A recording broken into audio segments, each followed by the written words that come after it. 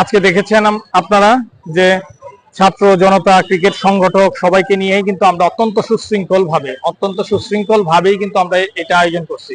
আমরা চাই যে ক্রিকেট বোর্ড শান্তিপূর্ণ ভাবে চলুক, কিন্তু গত 15 বছরে ক্রিকেট বোর্ডে যারা ছিলেন তাদের অব্যবস্থাপনা, অদক্ষতা, পেশাদারিত্বের ফলেই কিন্তু জনমনে একটা ক্ষোভ সঞ্চারিত হয়েছে।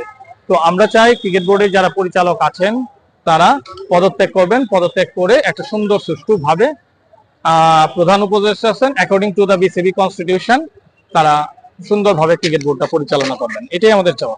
কবে নাগাদ করবে, কোনো নির্দিষ্ট সময় দিচ্ছেন কিনা আপনাদের?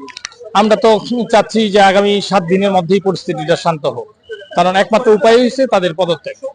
বিশ্বকাপ সামনে, আসলে এটা একটা হুমকি হতে পারে কিনা আমাদের? না, নট এট অল।